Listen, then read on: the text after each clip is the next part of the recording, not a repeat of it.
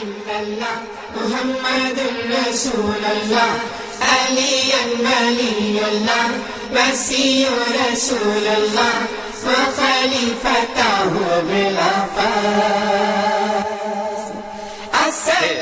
ایسا نہ ہو کہ خطرہ ہو جائے کہ حضور یہ خطرہ کس حد تک ہو سکتا ہے، اس کے جسم کے حد تک خطرہ ہے.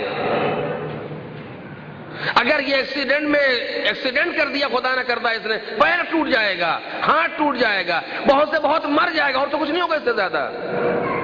اس کی دنیا تک کے خطرے کی ہم نے سوچ لی، لیکن یہ آلہ جو بنا میں موبائل یا بنا میں انٹرنیٹ یا بنا میں نہ جانے کیا کیا مصیبتیں، آپ نیٹ پر جا کے دیکھیں، ایک خراب کاری کی دنیا موجود ہے.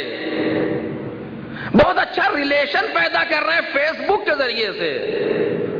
بیٹی نے یا بیٹے نے فیس بک بنائی، باپ نے کہا کیا کہنا، اب تو دنیا سے تمہارا رابطہ ہو گیا. کبھی ہم نے بعنوان باپ یہ محسوس کیا کہ یہ کر کیا رہا ہے اس کے اوپر. جب تک ہم مطمئن نہیں ہو گئے کہ ہمارے بچے کو انٹرنیٹ سے صحیح استفادہ کرنا آ گیا، ہم نے اس کے ہاتھ میں نیٹ دیا کیسے؟ یہ بالکل اس طریقے سے ہے کہ جیسے ہم نے اپنے اس بچے کو جس کو ڈرائیونگ نہیں آتی تھی اس کے ہاتھ میں موٹر سائیکل تھما کے سڑک پہ بھیج دیا. وہاں سمجھ میں آیا کہ ایکسیڈنٹ ہوگا تو یہ مر سکتا ہے، یہاں سمجھ میں نہیں آیا کہ اگر ایکسیڈنٹ ہوگا تو اس کی فکر مر سکتی ہے، اس کی روح مردہ ہو سکتی ہے، اس کی آخرت تباہ ہو سکتی ہے. نہیں، یہاں پر ہم ماڈرن ہونے کی حیث کے نام پر سب کچھ کرنے کے لیے آمادہ ہے. کیوں؟ اس بچے کو خراب کون کر رہا ہے کا ماں باپ. یہ کس کی ذمہ داری ہے؟ اسے کون دیکھے گا؟ استاد نے انٹرنیٹ بچوں کے لیے ضد کی، انہوں نے خریدا، خود بیان کیا کلاس میں آ کر کے، خریدا، اور خریدنے کے بعد کمپیوٹر کو کہاں رکھا؟ ہال میں، کہ جہاں سب کی نظر پڑ رہی ہو. صرف ایک اس طریقے سے کتنا دفاع کر لیا ہم اور آپ محسوس نہیں کر سکتے کہ اس کمرے سے نکال کے کہ جہاں، اور مانیٹر کا رخ بھی مثلا دیوار کی طرف، وہاں سے نکال کے ہال میں رکھا گیا لا کر کے. دینا ہے اس طریقے سے. بیٹے نے کہا کہ کیا آپ کو ہم پر اعتماد نہیں ہے؟ کہا نہیں، ہم کو تم پر تو اعتماد ہے، لیکن تمہارے سامنے جو بیٹھا ہے ادھر اس پر اعتماد نہیں ہے. محسوس کر رہے ہیں آپ؟ یہ کون کرے گا؟ یہ ماں باپ کی ذمہ داری ہے. تو پہلے دور حاضر کو پہچانے کہ اس وقت کس طریقے سے ہم پر حملہ کیا جا رہا ہے. میرے عزیزو، اسلام اور اسلام میں خصوصاً تشیع اس وقت دنیا کے لیے مورد یلغار قرار پا چکی ہے. زمانے میں کسی بھی دور میں آپ دیکھیں، 3 طریقے سے، زیادہ نہ ہو جائے میرا، 3 حملے کیے جاتے ہیں. توجہ کیجئے گا، اور اشارہ کیا بھی گیا ہے. 3 حملے ہوتے ہیں اور 3 طرح کی جنگ ہوتی ہیں. جو ان 3 جنگوں سے کامیاب ہو جاتا ہے وہ کامیاب ہو جاتا ہے. پہلی جنگ ہوتی ہے جس کو اسلحوں کی جنگ کہا جاتا ہے. وہ ممالک نے لڑی ہے. پہلی جنگ میں یہی کسی جگہ توڑتے ہیں لا کر کے، اسلحے کی جنگ میں. دنیا نے اسلحے کی جنگ میں ہمیں دیکھ لیا کہ جتنا ہمارا خون بہایا جاتا رہا ہم اور آگے بڑھتے چلے گئے. ہم سے زیادہ اسلحے کسی قوم پر استعمال ہی نہیں کیے گئے. آپ اٹھا کے تاریخ دیکھیں. دیواروں میں ہم چنے گئے، گارا ہمارے خون سے بنایا گیا، صبح سے شام تک ہمیں قتل کیا گیا، سب کچھ ہمارے ساتھ کیا گیا. لیکن آج بھی کائنات میں ہر جگہ شیعت موجود ہے. تو یہ تجربہ کر کے دیکھ لیا گیا کہ ان کو اس سے تباہ نہیں کیا جا سکتا. ایران کی جنگ میں آپ دیکھیں، 8 سال تک پوری دنیا لڑتی رہی ایران سے، کچھ نہیں کر سکے. جس وقت ایران اور عراق کی جنگ ختم ہوئی ہے تو ایران کے پاس 11 ملک کے قیدی موجود تھے. اس کے معنی یہ کم از کم 11 ملک کی فوجیں تو لڑی رہی تھی عراق کی طرف سے. ایک بالش زمین ایران کی نہیں لے سکے، اور بین الملل اور انٹرنیشنل لیول پر عراق جارح قرار پایا، ایران مجروح قرار پایا. تو انہوں نے جنگ کر کے دیکھ لیا کہ ہم ان سے گرم جنگ میں نہیں جیت پائے، اور یہی وجہ ہے کہ آج تک دوبارہ ہمت نہیں کی گئی. ایران کو چھیڑنے کی اسلحوں کی جنگ میں۔ اس کے بعد جنگ شروع ہوئی اقتصادی اور اکنامکل وار، اقتصادی پابندیاں لگائی جاتی رہی ہر اعتبار سے، اور یہ ملک کا نام لے رہا ہوں جو کہ جنگ کا مورد ملک قرار پاتا ہے، اور نہ قوم کے لیے بھی اسی طریقے سے ہے۔ خیر یہ موضوع نہیں ہونا، میں اور تفصیل سے وارد ہوتا اس پر۔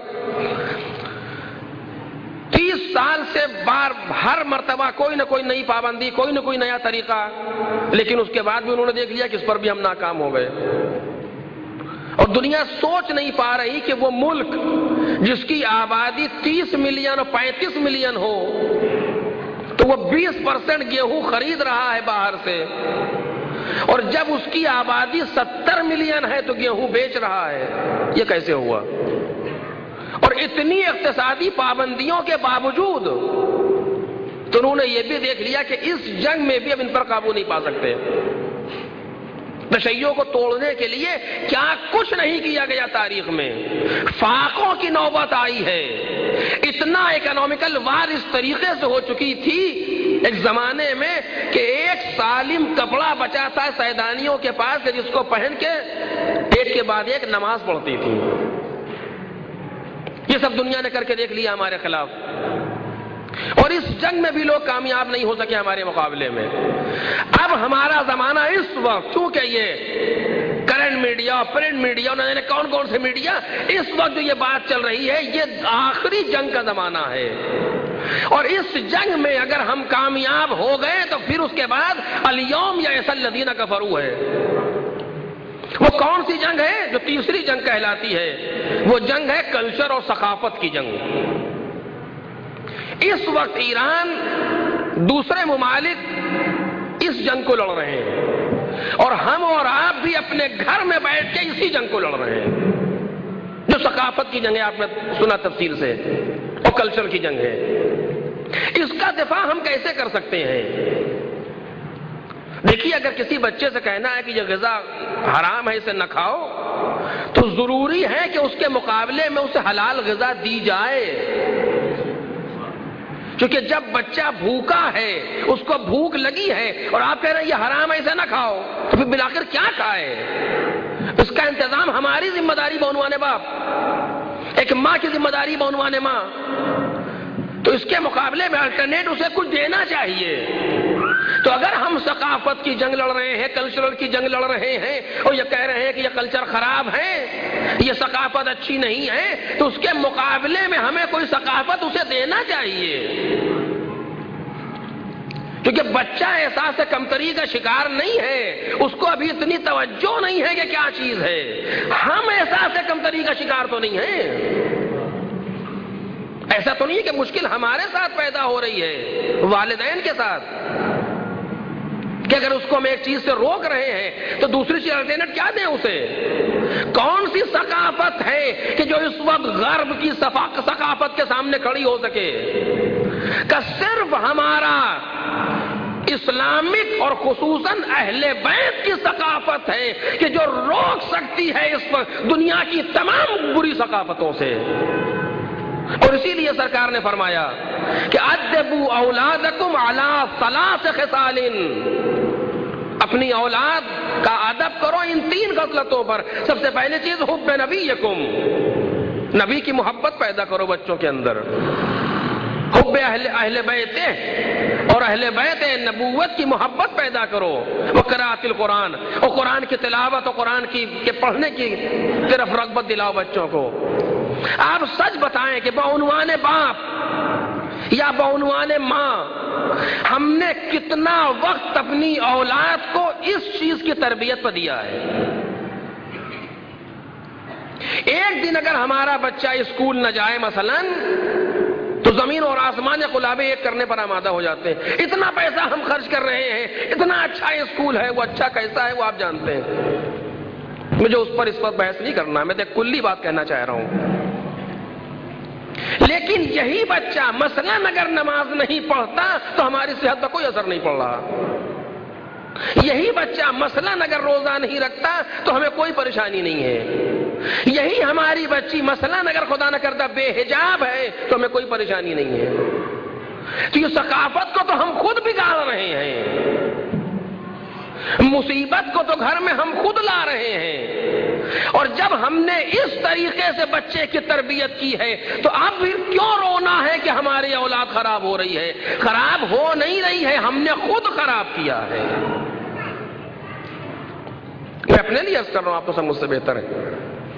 لہذا اگر اس وقت دنیا کی ہمیں نظر رکھنی چاہیے بعنوان ماں باپ، اور یقیناً یاد رکھیں اس چیز کو کہ اگر ہم نے کہیں پر کوتاہی کی ہے اولاد کی تربیت میں تو قبر سے لے کر کے محشر تک جواب دے ہیں،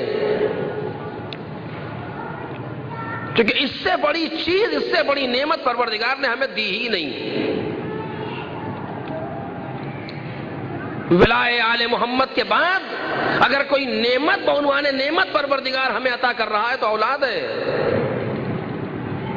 اور اس میں کتنی حدیثیں میں اس وقت نہیں پڑھنا چاہتا آپ کے سامنے کہ یہی ہماری عاقبت کا ذریعہ بن جاتی ہے اولاد۔ یہی وہ چیز ہے کہ جو مرنے کے بعد بھی جس کا خیر جاری رہتا ہے ہمارے لیے۔ سماج و معاشرے کی تعمیر یہی بچے کریں گے جو ہماری آغوش میں ہیں۔ دین کی بقا کے ذمہ دار یہی بنیں گے کل، تبلیغ دین کے ذمہ دار یہی بنیں گے جو ہماری آغوش میں ہیں۔ ہم نے کس طریقے سے ان کی تربیت کی ہے، کیا کیا ہے ان کے لیے، کتنا وقت صرف کیا، کتنا پیسہ صرف کیا، کتنا ہم نے انہیں وقت دیا۔ کیا بعنوان باپ یہ ہماری ذمہ داری نہیں بنتی کہ شام کو بیٹھ کے دیکھیں آج بچے نے اسکول میں پڑھا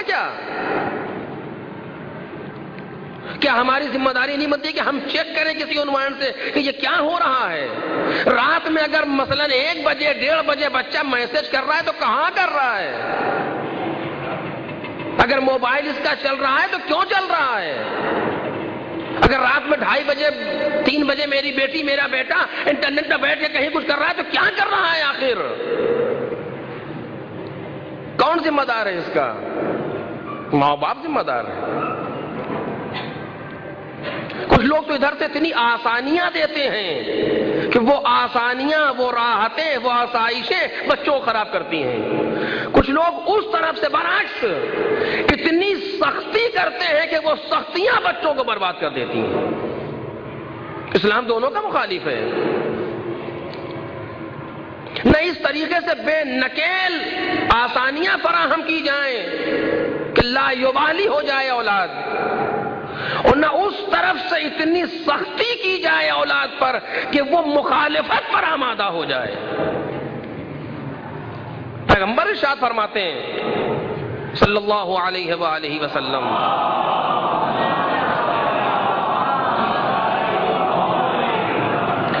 اکرموا اولادکم واحسنوا آدابہم، اپنی اولاد کی عزت کرو، اپنی اولاد کا احترام کرو اور ان کے ادب کو بہتر بناؤ۔ ایسا نہیں ہے کہ صرف اولاد کی ذمہ داری ہے کہ ماں باپ کی عزت کریں، نہیں، بعض جگہوں پر ماں باپ کی ذمہ داری ہے کہ اولاد کا احترام کریں۔ اس عنوان سے کہ پروردگار کی امانت، جناب امام خمینی اعلی اللہ مقامہ اپنے گھر میں بیٹھے ہوئے اپنی بیوی اور اپنے بچوں کے ساتھ کھانا کھا رہے تھے۔ ان کے بچے نے پلیٹ لی یا کوئی چیز لینا چاہی، ماں نے اس کے سامنے سے پلیٹ کھینچ لی۔ امام خمینی دسترخوان سے اٹھ کے چلے گئے اور جا کے کمرے میں بیٹھے الگ۔ ماں سمجھی کہ کوئی طبیعت خراب ہو، کیا ہوا؟ آئی کیا ہوا؟ کہ تم نے بچے کی بے عزتی کی میرے سامنے۔ نظر کو دیکھ رہے ہیں آپ؟ میں باپ، یہ ماں اور بیٹا، کوئی نہیں اس کے علاوہ، کہ تم نے اس کی بے عزتی میرے سامنے کی۔ یعنی حق نہیں ہے کہ ہم اولاد کی مثلاً بے عزتی کریں یا مثلاً اس کی شخصیت کو پامال کریں۔ تربیت شخصیت کی پامالی نہیں ہے، اپنے بچے کو بہتر بنانا ہے، اس کے لیے تمام وسائل فراہم کرنا پڑیں گے جو اسلام نے کہے ہیں۔ لہذا میں اس سے زیادہ اور زحمت نہیں دینا چاہتا چونکہ وقت ہمارا تقریباً ختم ہو گیا ہے، اور اب سوال و جواب کا سیشن ہوگا کہ ہماری ذمہ داری ہے بعنوان ماں باپ کہ ہم جتنا ممکن ہے اپنی اولاد کی تربیت پر وقت صرف کریں۔ میرے عزیزو، نہایت سخت مسئلہ ہے، اور ذرا بھی لاپرواہی کیا کچھ کر سکتی ہے اس کا اندازہ ہم نہیں لگا سکتے۔ ایک نسل خراب ہو رہی ہے پوری۔ لہذا اس پر توجہ دیں، کیا پڑھ رہا ہے، کہاں پڑھ رہا ہے، کیسے ہے، باتیں بہت ریز ہیں، میں مثالوں میں زیادہ نہیں جانا چاہتا۔ اگر ہم نے اپنی بیٹی کو یا بیٹے کو ایک چیز نہیں دی ہے اور اس کے ہاتھ میں دیکھا کہ یہ قلم، تو توجہ نہیں ہو جائے یہ قلم آیا کہاں سے؟ جب میں نے اسے خرید کے نہیں دیا تھا تو یہ کہاں سے آیا، پوچھنا چاہیے کہ میری بیٹی میں تو نہیں لایا تھی، یہ چیز کہاں سے آئی؟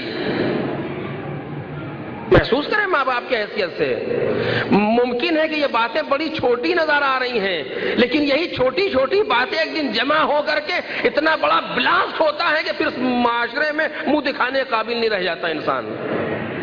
اگر انہی چھوٹی چھوٹی باتوں پر توجہ دے لی جائے تو بہت سے مسائل حل ہو جاتے ہیں۔ کیونکہ آپ جیسے کہ ابھی میں ان باتوں کو دہرانا نہیں چاہتا، آپ سن رہے تھے کہ کس طریقے سے دشمن ہمیں فریب دینا چاہتا ہے انہی چھوٹی چھوٹی باتوں سے، اور اسلام نے اسی لیے وہی پابندی لگائی ہے ان چھوٹی چھوٹی باتوں پر۔ اب ایک واقعہ تھا، میں چونکہ کم سے بچے بیٹھے ہوئے ہیں، میں نقل نہیں کرنا چاہتا کس طریقے سے، میں نہ سناتا آپ کے سامنے کہ کس طریقے سے حملہ کیا جاتا ہے۔ آپ دیکھیے، بس میں یہ آخری مثال دے کر کے بات کو تمام کر رہا ہوں۔ بعنوان ماں، بعنوان باپ کی حیثیت سے اگر ہم دیکھ رہے ہیں گھر میں کوئی خدا نہ کردہ کوئی غلط طریقہ استعمال ہو رہا ہے، محرم نامحرم اختلاط پیدا کر رہے ہیں، تو کیا آپ اٹھا کر کے دیکھیے چچا زاد بھائی بہن نامحرم ہے؟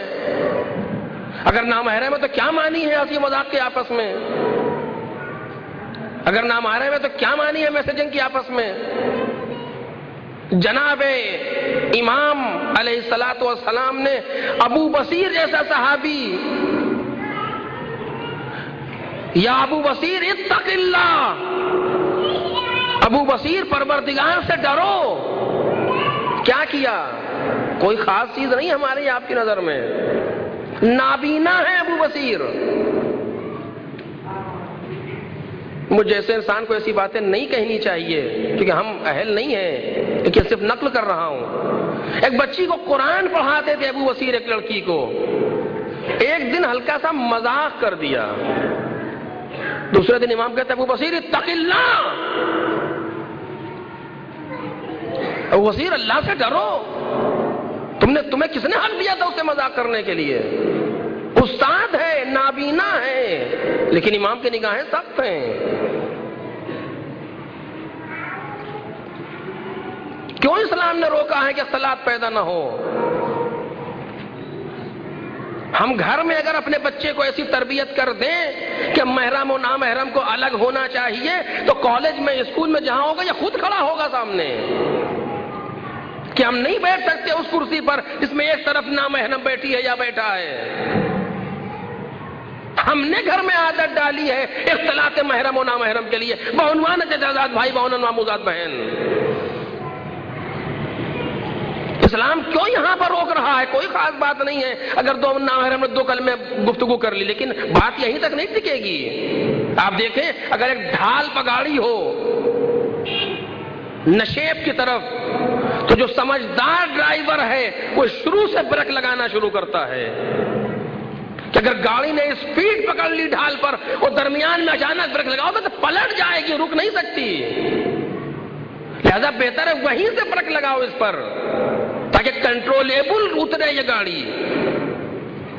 اسلام کیوں منع کرتا ہے کہ اس طریقے سے نہ کرو؟ دین منع کر رہا ہے کیونکہ اگر یہ اسپیڈ پکڑ گئی گاڑی تو پھر نہیں روک سکتے اسے، پھر پلٹ جائے گی، پھر ایکسیڈنٹ ہوگا، پھر جان جائے گی، پھر مشکلات پیدا ہوں گی۔ لہذا وہیں سے روک لو، کیونکہ ان کو تو پتہ نہیں ہے، بچوں کو انہیں کیا معلوم کیا مشکلات آنے والی ہیں، انہیں اندازہ نہیں ہے اس کا۔ یہ تو جذبات میں جا رہے ہیں. تم تو ماں باپ ہو, تمہیں دیکھنا چاہیے. میں اپنے لیے عرض کر رہا ہوں, تم نے تو دنیا دیکھی تو معلوم ہونا چاہیے کہ اس ذرا سی گفتگو کا نتیجہ کیا نکل سکتا ہے.